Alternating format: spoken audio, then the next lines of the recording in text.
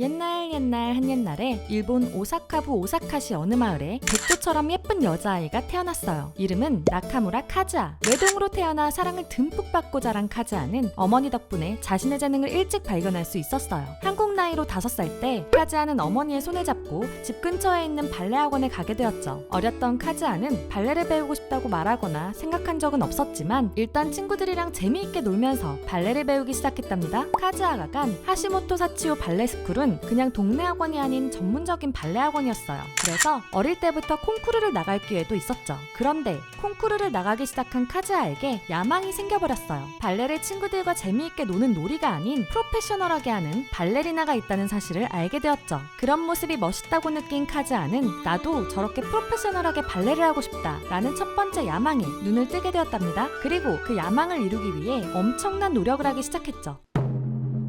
카즈아가 다닌 하시모토 사치오 발레 스쿨은 일본 유명 발레리나도 배출하고 많은 학원생들에게 해외 연수도 시켜주는 발레 전문 학원이었어요. 전도 유망한 발레 학원생들을 키워낸 원장 하시모토 사치오는 카즈아가 가진 발레의 재능을 알아볼 수 있었죠. 발레는 춤추는 재능도 중요하지만 이를 표현하는 신체도 타고나야 하는 무용이에요. 그런데 카즈아는 길고 날씬한 X자 다리, 유연하고 도톰한 발등, 가늘고 긴 몸매 등 발레를 하기에 적합한 신체를 가지고 있었죠. 그래서 원장님인 하시모토 사치오 가 직접 카즈아를 가르쳤답니다. 야망을 가진 카즈아도 노력을 아끼지 않았어요. 그 노력은 콩쿠르의 성적으로 나타나기 시작했죠. 2015년 고작 13살의 나이에 전국 발레 콩쿠르 주니어 부문 6위, 일본 발레 대회 파이널 8위라는 놀라운 실력을 보여주더니 2016년부터 본격적으로 콩쿠르 1위의 자리를 차지하기 시작했답니다. 전국 MIE 발레 컴페티션 1위, 비와코 양무 콩쿠르 중학생부 1위, 고베 전국 양무 콩쿠르 여성 주니어 1위, 빅토월 발레 컴페티션 중고교부 1위 등 수많은 콩쿠르에서 상위권에 오르며 카즈아가 가진 발레 재능을 뽐내었죠. 표현력이 좋아 학원에서 현대무용에서 발전한 컨템포러리 댄스도 배운 카즈아. 월드드림 컴페티션이라는 콩쿠르에서도 1위를 차지했답니다. 그리고 콩쿠르에서 얻은 자격으로 세계적으로 유명한 발레 학원인 러시아 볼쇼이 발레 아카데미와 영국 로얄 발레 스쿨에서 단기 연수도 받을 수 있었죠. 그러면서 16살의 나이에 프로의 무대에 올랐을 뿐만 아니라 심지어 메인 캐스트로도 무대에 오르며 놀라운 발레 재능을 보여주었답니다. 게다가 2020년에는 세계적으로 유명한 네덜란드 국립 발레 아카데미에 유학을 가게 되었어요. 아무나 들어갈 수 있는 곳이 아니었죠. 신장이 165cm 이상, 콩쿠르 상위 입상 경력이 최저 조건에 엄격한 오디션을 통과해야만 하는 발레 아카데미에 합격한 것이었어요. 이 아카데미를 졸업하고 오디션에 합격하면 세계 10대 발레단이라는 네덜란드 국립 발레단에도 입단할 수 있었답니다. 하지만 카즈아는 어린 시절의 야망이 이루어지기 직전인 이 시점에 자신의 꿈에 대한 의문이 들기 시작했어요. 일본에서 K-팝이 유행하던 시점에 카즈아도 유행에 따라 K-팝을 듣게 되었어요. 가장 먼저 들었던 노래가 블랙핑크의 붐바야. 우연히 붐바야의 뮤직비디오를 접한 카즈아는 이건 무슨 세계지? 하고 놀라게 되었죠. 그리고 금방 K-팝의 세계에 빠져들게 되었어요. 2018년 오사카 교세라돔에서 열린 블랙핑크의 월드 투어 콘서트에도 갈 정도였죠. 실제로 콘서트 무대를 본 카즈아는 충격을 받게 되었어요. 그동안 봐온 수많은 발레 무대와는 다른 멋진 무대에 감동을 받아 눈물이 났던 카즈아. 카즈아는 블랙핑크의 콘서트를 보며 나도 저런 무대에 설 수 있었으면 좋겠다 라는 새로운 야망이 생겨나게 되었답니다. 무대에서 멋지고 예쁜데 카리스마까지 있는 그런 사람이 되고 싶었죠. 그러면서 그동안 자신이 살아온 세계에 대한 의문이 생겨나게 되었어요. 발레를 하는 동안 그 과정이 재미있고 배우는 점도 많아서 좋았지만 동시에 이게 정말 내가 하고 싶은 꿈이 맞을까? 하는 의문이 있었죠. 자신의 인생이 발레로만 채워져 있고 앞으로도 발레만 하는 것에 대해 고민이 생기게 되었고 그럴수록 자신이 본 블랙핑크의 콘서트처럼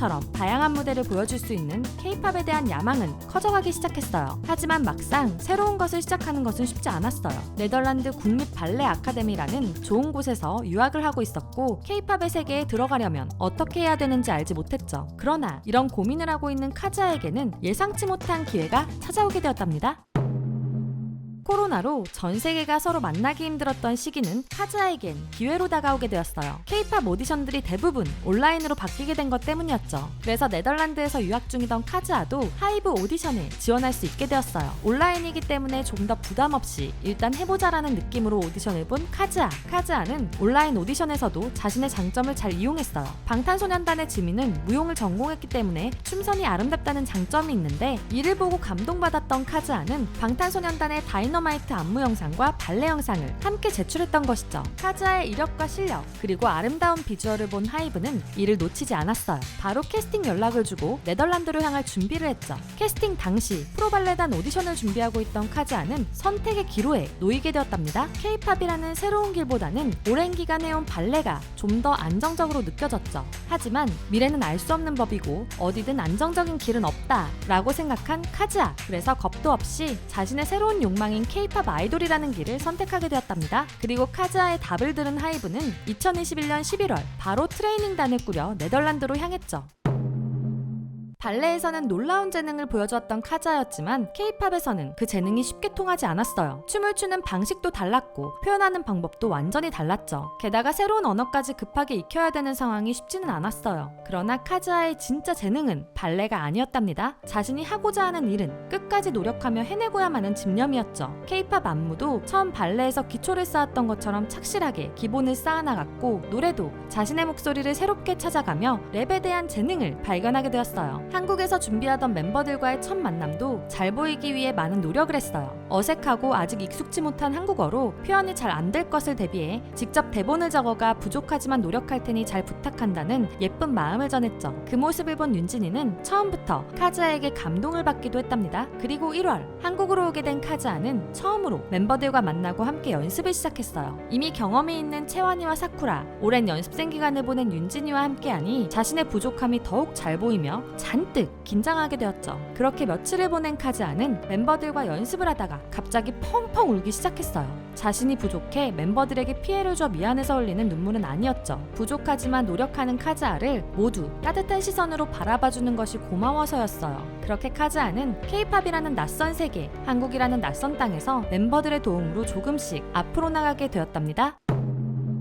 멤버들과 함께 엄청난 양의 트레이닝을 소화해낸 카즈아는 르세라핌의 멤버로 멋지게 데뷔를 하게 되었어요. 사람들은 카즈아의 비주얼에 놀라고 멋진 무대와 랩에서 나오는 반전의 목소리에 빠지게 되었죠. 발레 무대와는 완전히 다른 K-팝 무대도 경력직 신입인 채원이와 사쿠라를 따라하며 금방 적응할 수 있었어요. 카즈아와 르세라핌 멤버들이 노력하는 만큼 르세라핌은 많은 사랑을 받아 2022년을 대표하는 4세대 신인 걸그룹 중 하나가 되었답니다. 카즈아는 가끔 그냥 발레를 했으면 어땠을까라는 생각을 하기도 해요. 물론 발레를 선택했더라도 카즈아는 노력하며 잘 해나갔겠죠. 그러나 지금처럼 훨씬 다양한 경험을 하며 더 많은 가능성을 찾지 못했을 거라는 카즈아. 안티프레자일의 잊지마 내가 두고 온 토슈즈라는 가사는 오랜 시간 카즈아의 일부였던 발레를 그만두고 새로운 길을 택한 것에 대해 후회하거나 실망하지 않도록 더 잘하고 싶다는 카즈아의 마음이 담겨 있었어요. 그래서 계속 성장하여 더 큰 무대에 서고 싶다는 욕망을 가지고 있죠. 처음으로 K-팝 무대를 보며 저 무대에 서고 싶다는 욕망을 가진 오사카 교세라돔에서 진짜로